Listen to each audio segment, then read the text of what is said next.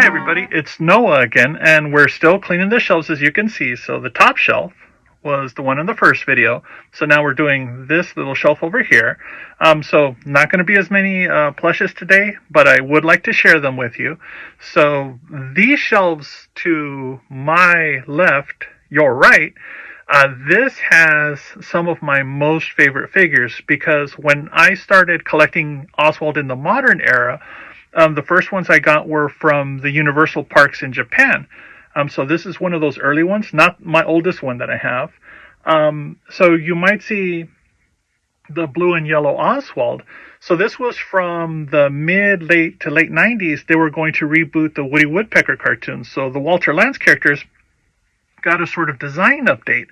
And one of them, they went back to their catalog and they were bringing back all the classics, the Buzz Buzzards and, Chilly Willy and just all the characters that Lance had the rights to. But they were also doing rare characters like Space Mouse and even Oswald the Lucky Rabbit.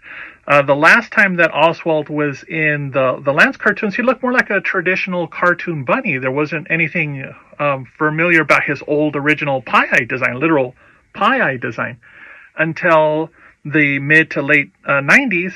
When they said, hey, we got this really classic character, let's sort of redesign him, bring him back to his original look.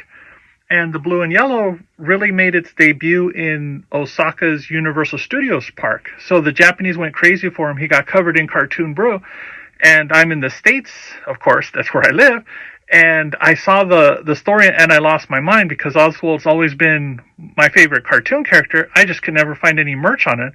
And the fact that they started making brand new merch of this original Walt Disney character, I went crazy because there was no way I could get any of these items. This was really before international sellers or those personal shoppers that you can get now. So I was just really bummed out.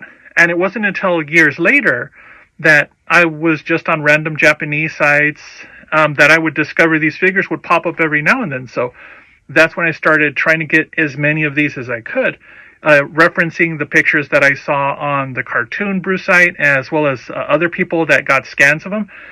So the arcade company, developer, distributor Taito made a number of these items. So they were usually for claw machines, but they did sell these in the parks. So this is classic Oswald, blue and yellow, and you're going to see a few of these today. And let me get another one. Now this one, similar to the black and white one that I had in the first video, they also had multiple sizes of the Oswald. So this was a smaller one. Let me see, is this... Yes, this is the small one. It has a little S on the bottom. So they had 3 or 4 sizes. So this is one of the small ones. And an adorable design. The one that... here we go. This is the medium size one. And for decades, I've been looking for the large one. I don't think it'll ever pop up, and if it does, it'll be a miracle. But the way you can tell these, in case you're just looking at pictures online and you see the universal ones, so small, medium, the large one, the only thing I could make out on photographs that really makes them different, other than the proportions, bigger head, bigger body, is that the fingers on the large one, from what I can tell, are sewn together. So it's almost like a pillow that's sewn in the middle, because I saw a couple of pictures of the large one and his fingers are not separated. So if you're on the hunt, or if you happen to be in Japan and you see one that seems even bigger than this one, even without the tag, that's probably the large one. And if you're willing to send it to me, hey, I don't have a lot of money, but I can offer you fair money for that. So keep an eye out for these. And I think his tongue even looks like a little heart design. So let's see what the other ones are. Now this one I've had for a minute, maybe 20 years or so. So when the Universal Osaka parks started producing the Oswald merch, it was just for maybe a season or two before Disney got the rights back. So there was a very small window to actually collect these characters. So a couple of them, and you're going to see more the next time I clean, actually had shirts or sweaters in this case. And I have a couple of Santa ones. You're going to see those next time. So this one I've had for almost 20 years, a green sweater Oswald.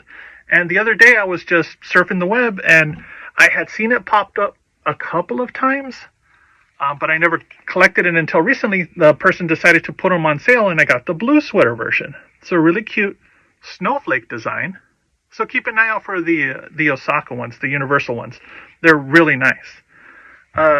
This one is, again, same size as the others, but he actually is carrying a little slice of strawberry cake. So they did make a few of them that have different pastries. I think one has a cupcake. I saw one on eBay for a long time that was holding a corn, a plush corn. But I had never seen pictures of that one in the official Taito catalog, so I don't know if that was fan-made. It looked legit, but it didn't make sense to me why Oswald would just be holding a piece of corn. But this plush cake, this is one of my favorite ones, and it's one of the rarest ones I could get. I never thought I would find one that actually had one of the plush pastries. So this is a super rare find. And then I do have a couple of books. On the top shelf, I got, and if you're a collector, you definitely should have these in your collection. So Dave Bossert, he's a historian, he's an artist, and he does these amazing books. He's actually done 2 on Oswalds. He did a follow-up because they discovered a couple of rare Oswald cartoons they had turned up. So they were able to be restored, and he was able to expand on the book, just about everything from the days of Disney and even beyond. So revised special edition. So make sure if you're an Oswald fan or you're an animation fan, try to get this book. It's one of the best resources you can have as a collector and as a fan. The other thing is you can find these at comic book stores. You can find this online, and they're not too expensive. But this is a fanzine, the Duckburg Times. And if you notice Woody Woodpecker and Oswald on it, and this is a fan illustration, and exceptionally well done. And Woody Woodpecker is asking, what you find in Daddy's drawer, Ozzy? And Oswald says, these papers say that I'm adopted. You'll never guess who my real father is. So this was from 1982, and it has the history of Oswald, and it also has a lot of information on the various Duck comics by, not Don Rosa, but Carl Barks. So a lot of the early animation historians were just super fans putting together articles and doing research. So if you are an animation fan, an animation buff, and you want to get the stories from the people that dissected the comic books and the cartoons and wrote about them for years and years, those are mostly fans. So look up the fanzines. So any Disney character, you might find a fanzine or a rare piece of art that'll just help you fill in your collection. The last thing on that shelf that I have, another flat thing, was actually gifted from a friend. So D23 had some items that they had. So in it was this is just wrapping paper, but in the wrapping paper they have a number of rare characters like Orange Bird and Figment. And in it, if you look carefully, you'll actually see Oswald and Hortensia, and they're done in the style of the Paul Rudish Mickey Mouse shorts. So all of the art, all of the illustrations on the packaging, they are very much in that style. So just to have some paper goods, I don't have too many paper goods with Oswald, but the ones that I do have, I really appreciate it, especially since it was a friend of ours that picked this one up for us. So that's everything on this shelf, and then I'll keep making videos and share them with you. Have a great day, everybody. Oh, be sure to listen to me and my wife on the Pink Monorail podcast. I'm the co-host.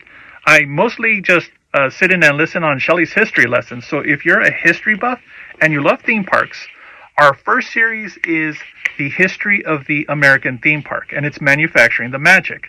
And then Shelley's going to expand on it with other deep dives. So if you've always wondered how it began in the U.S., be sure to follow our series. So that's it for today. Have a great day, everybody.